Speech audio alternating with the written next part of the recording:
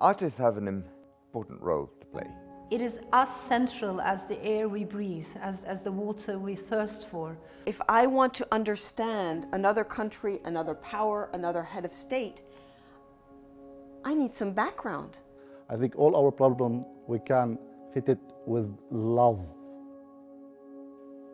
In a conversation about the role of culture and social cohesion, the summit brings a group of Syrian refugees now living in Glasgow, together with human rights advocates and a prominent author. At a moment in human history where no single culture, ideology, theocracy or politics seems to dominate, we should consider how an appreciation of the contributions of many diverse civilizations might help humankind to find common ground. The world is now witnessing an unusual alignment of forces, which has the capacity to disrupt and dislodge some of the most fundamental conceptions of social order. This process is rarely straightforward. As the great German sociologist Ulrich Beck observed, the process of achieving mutual understanding absolutely does not mean uniformity or homogenization. Individuals, groups, communities, political organizations, cultures and civilizations wish to and should remain diverse, perhaps even unique. But to put it metaphorically, the walls between them must be replaced by bridges. And to acknowledge one's multiple identities, to combine forms of life founded on language, skin, color, nationality, or religion, with the awareness that in a radically insecure world, all are equal and everyone is different. I was born in Strasbourg in France to Turkish parents, and the first house that I was brought into was actually full of immigrants, leftist students, lots of students from the Middle East, and it was a house full of books, gouloirs, smoking cigarettes and talking about revolution. Afterwards, my parents separated, and my father stayed in France, and my mother brought me to Turkey, because for her, Turkey was motherland. It was where she belonged, whereas for me as a child, it was a completely new country to discover. And in this state, we came to my grandmother's house in Ankara, which was a very conservative, very patriarchal and inward-looking neighborhood. So the second house that I came into was completely different than the first. And from then onwards, I was raised by two women, by my grandmother and by my mother. And these two women were very different from each other. Grandma is more Eastern, if I may put it this way. She was more irrational, more superstitious, a bit more spiritual.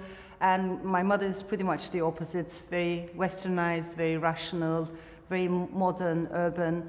And so I grew up observing these two completely opposite female characters, and yet the solidarity and the sisterhood between them, which was very important to me.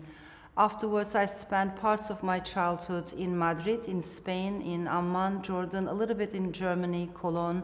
In my early 20s, I moved to Istanbul on my own because I thought this was a city where I should live and write my stories. But also as a writer, I think from time to time I felt suffocated in Istanbul, mostly because of the lack of freedom of speech. So I moved to Boston, then I moved to Michigan, and I moved to Arizona. And I lived in Arizona for a while, back to Istanbul, and then about 12 years ago I came to London, and the UK became my adopted country. And I feel like a Londoner now, and I feel attached to this country. And the reason I'm sharing all this is because I think it is possible to have multiple belongings, multiple attachments. I care a lot about multiplicity, and I refuse to be narrowed down to a single and singular identity. And if I may add this, throughout my life, I think I felt like wherever I go, it is literature and the art of storytelling that keeps my pieces together. It gave me a sense of continuity and coherence. And I've always connected with life through stories, through the art of storytelling. I was brought up in a matriarchal setting in a very patriarchal society. Turkey is not only patriarchal, but it has become increasingly so over the years. I think it is a very sexist society. I think it's a very homophobic society. And I wish I could have said we have made progress over the years. I'm afraid it's the opposite. In many ways, I think we have been sliding backwards. And I also know that wherever we see a rise in ultranationalism, religious fundamentalism, populist authoritarianism, we will see an increase in sexism, we will see an increase in homophobia, we will see patriarchy being consolidated. These things are not coincidental, they always go hand in hand. And that's why I'm a big believer in sisterhood and women empowering women. I think if we can do that, the impact of that kind of solidarity goes beyond generations. It changes, it changed in my story, not only my mother's life, but also my life and probably my children's as well. So that's why I do believe that we need to see more sisterhood, more solidarity among women. The drive has always been to try to understand who are the people who have been disempowered in a society at a given moment? Who are the people who have been pushed to the margins, the periphery? What are the forgotten stories? So in other words, of course, as a storyteller, I am in love with stories. I chase stories, I love language, I love words. But I equally am interested in silences. So it's not only stories, but silences. When I think about a particular context, I try to understand where are the silences, where are the taboos, what are the subjects that we can't talk about easily. I think a writer's job is not necessarily to try to give the answers. I don't like it actually when writers try to preach or teach something. I don't like that kind of literature. But I think a writer's job is to ask questions, difficult questions about difficult issues, and open up spaces, free spaces where a diversity of opinions can be heard.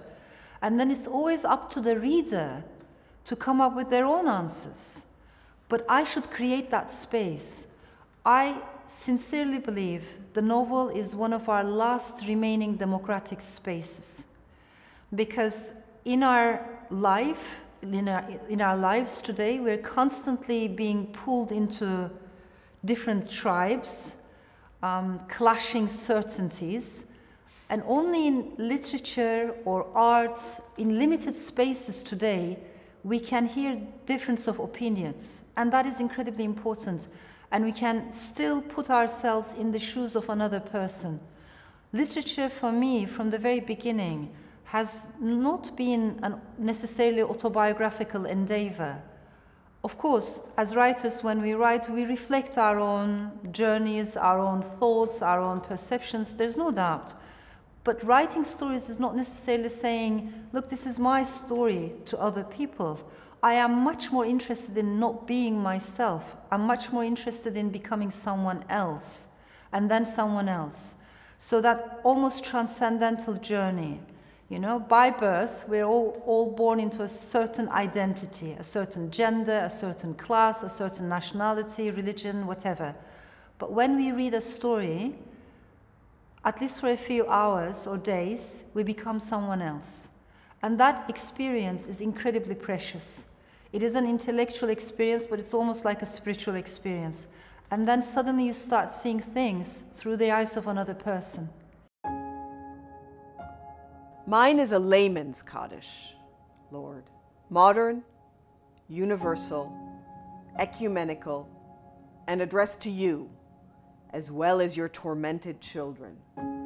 Jews, Christians, Muslims, and all others, believers and non-believers, yearning for peace, freedom, and justice in a genocidal and fratricidal world.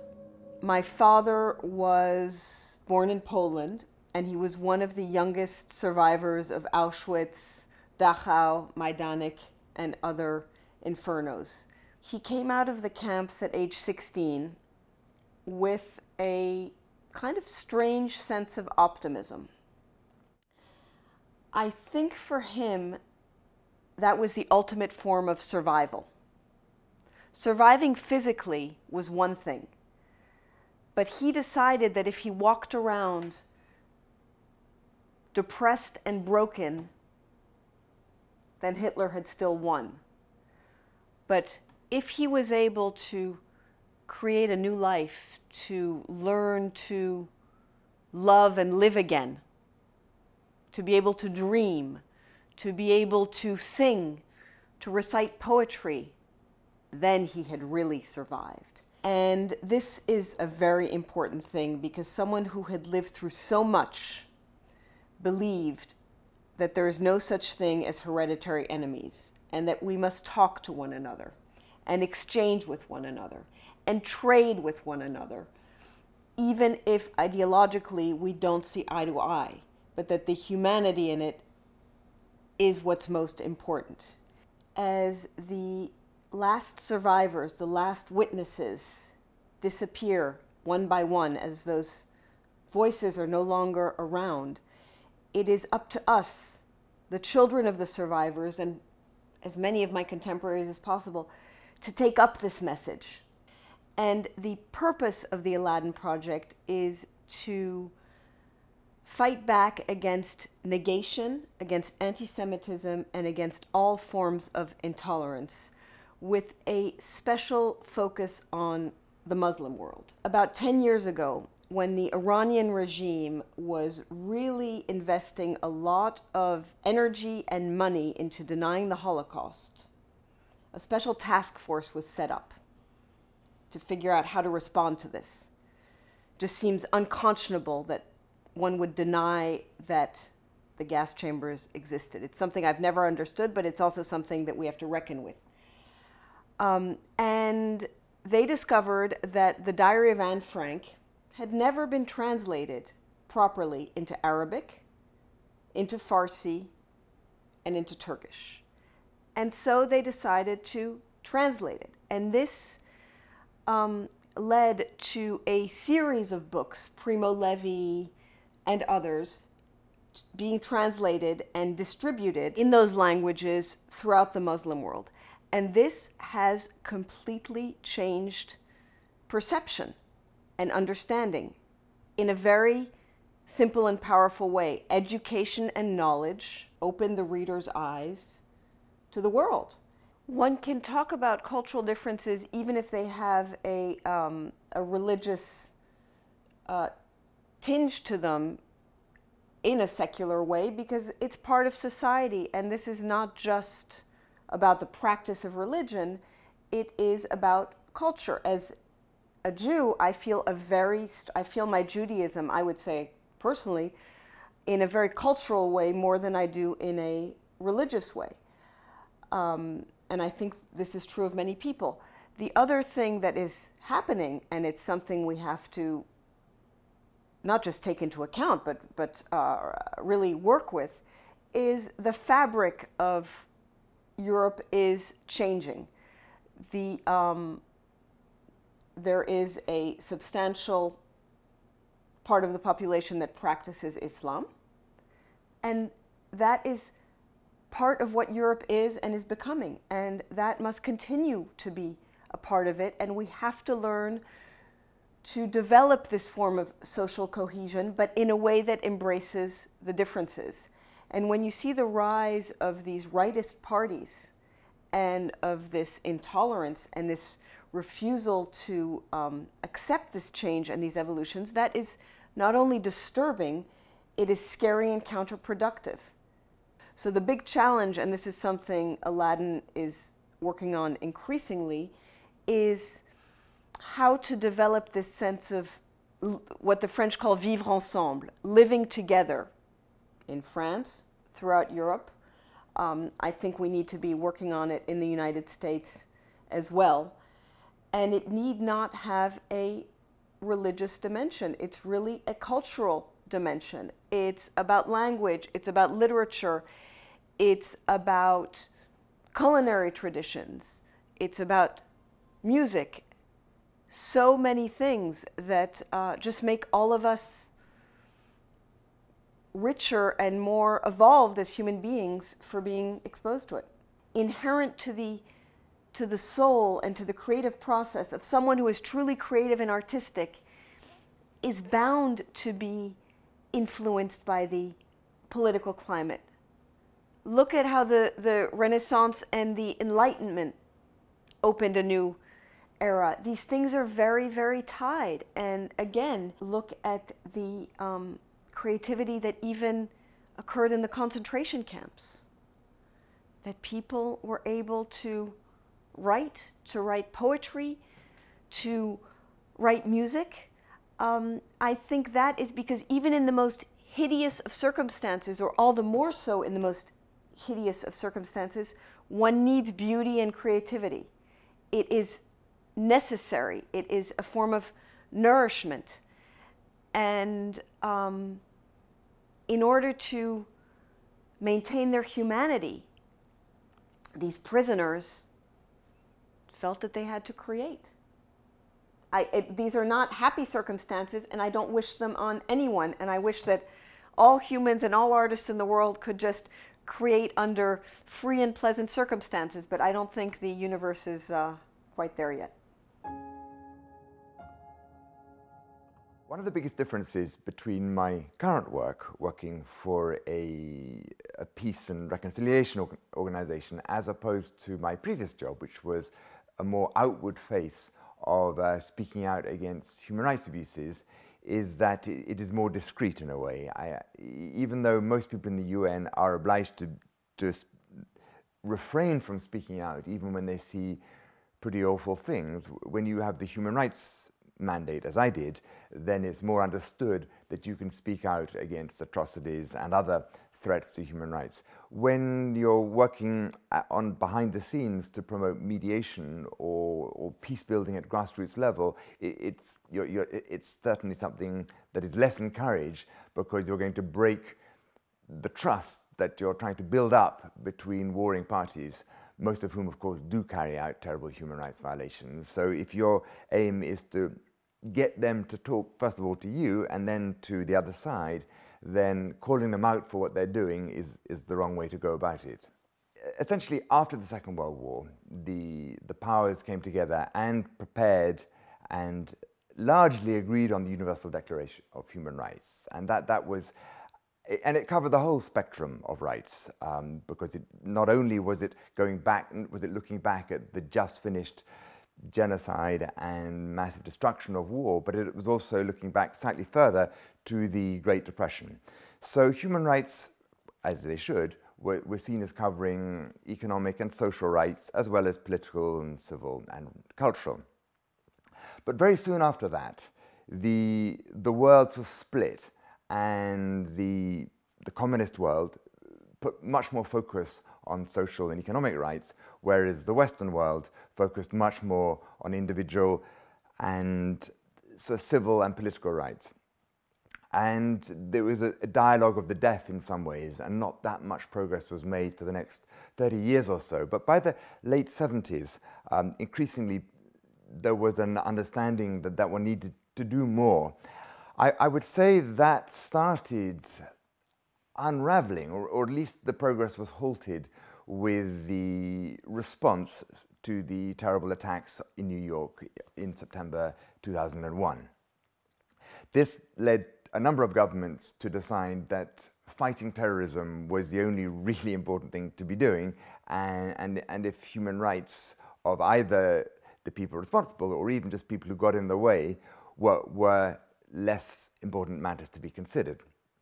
But terrible crimes were committed both by terrorists and by people who said they were fighting a great war against terrorism. Culture has always played a role both in making things better and in making things worse.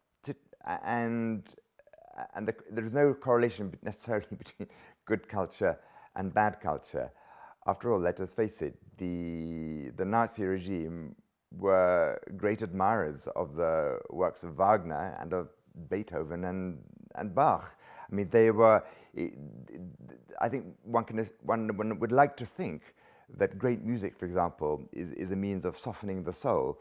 But in all too many cases, just last month in July, we had the 25th anniversary of the Srebrenica massacre, the worst massacre in Europe since the Second World War. And yet one of the architects of that, Radovan Karadzic, was well known for his love of Mozart. So Culture doesn't have to, alas, great culture doesn't have to have a beneficial effect, but it can do. On the other hand, we have seen culture can, and the people and cultural leaders can play a tremendously important role in reducing the social divisiveness and in reducing human rights abuses. To take, for example, in Germany, where I'm now living, we have Daniel Barenboim set up the East-West Divan Orchestra for Israelis and Arab musicians to play together, to get to know one another. That is a vital way of allowing people from different, indeed warring, political and cultural backgrounds to come together. We also saw how Kurt Masur, who was a great conductor in Leipzig at the end of the Cold War, played a vital role when the East German regime was falling in ensuring that the movements that were advancing on various places to try for East Germans to claim their human rights should stay peaceful, and moreover that the falling communist regime should not use brutal force against them. Artists have an important role to play, sometimes perhaps less than they might imagine, but it's still an important role. And particularly those involved in sort of mass culture and with a large audience. But even smaller ones can help create an environment. How they can best work is to at least avoid presenting negative stereotypes. This has been, I think, often the case that culture, whether it's film or books, can either promote unity or it can do the opposite. For example, Uncle Tom's Cabin, a novel produced before the American Civil War, is regarded as having really woken up people in the northern states of the United States of America to the absolute horrors of slavery. So this work of fiction played a major role in ending one of the great injustices of all time, American slavery.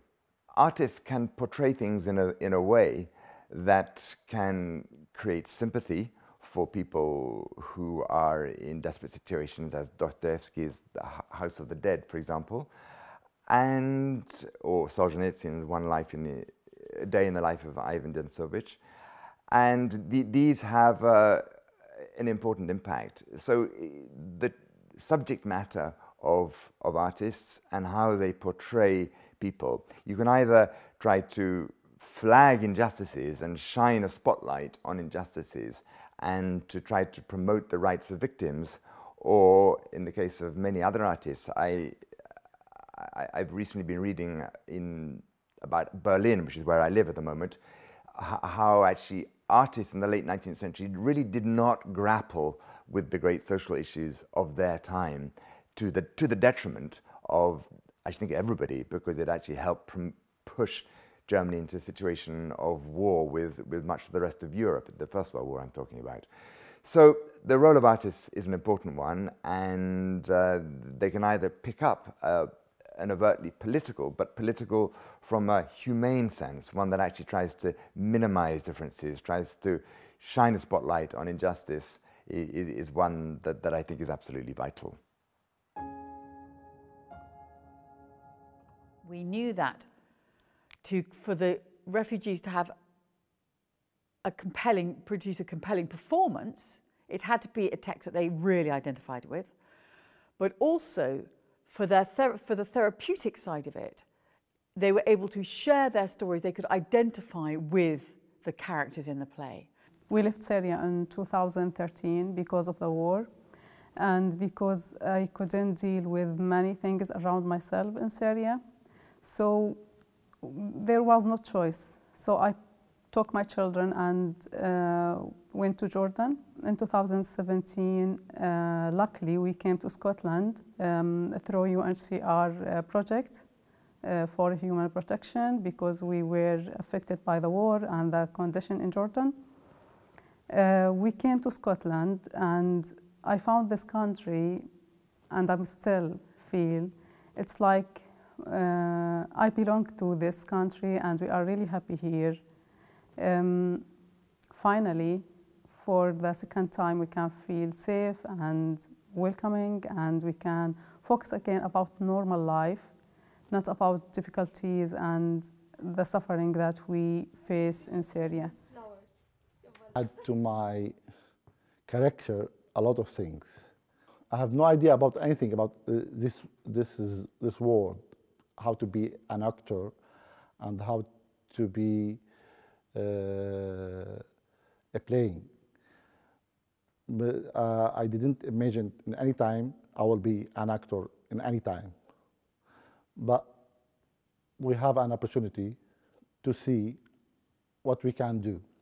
When we start, I take my decision to do something fun.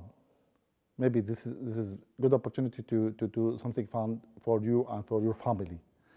But when we start to do our practice and start to write our rule and our story, I understand what the drama means to produce your story and your suffering from the Trojan platform. This is a great platform to tell Scotland people or Scottish people who we are, at least, and who I am, and what my plan, and why I'm coming here. The thing that's different about this project is because of the sharing their stories to build the text, they build their own story. So we don't take Euripides as straight. What the directors have always done is they have kept a few of the set pieces, the great soliloquies, the choruses, and then they've ripped the rest of it out and they've allowed the cast to build their own stories into the text of the play. There's value and things you can do, and you can help others to understand your issue about Syria and about prisoners and about why we are here today, why we want to speak and to make people hear us, and why we need to give voice to my dad or people who are in the prison today, and Syrian lost them. We have no idea what happened with them. I'll never forget the day I left my dad. Everything stopped on the stairs of my home. My dad's face, his eyes, his words. I can't forget what he said and how I felt about him. I didn't want to believe him. The sun was turning red as it set, and it was so cold. I was praying inside my heart. I wanted to hug him, but I couldn't. Why?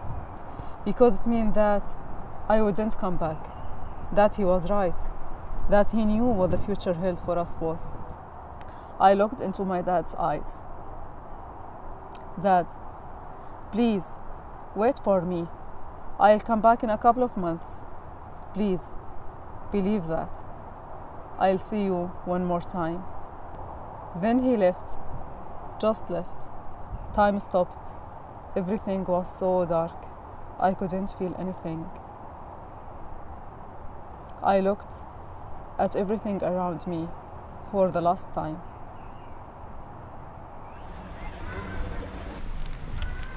يلا شو أخذت اليوم مدرسة؟ كنت جالس بالتاكسي ونحن بجانب عائلتي وأنا في طريقي إلى مطار دمشق الدولي. كنت حزين جدا وبدأت أشعر بأنني أودع كل شيء حوالي، أودع الحجر، أودع الشجر، أودع الناس، أودع الذاكرة. كان ينتابني حالة شعور بالبكاء، حاولت مقاومة البكاء لم أستطيع، والحزن وأنا أغادر دمشق. لن يفارق حب هذه المدينة وأهلها قلبي أبدا ولا للحظة واحدة، لكن انظروا لها الآن، لقد دمرتها الرماح اليونانية، أدمرت النار فيها، أحرقتها، نهبتها، وانظروا هناك بات الدخان يخنقها الآن.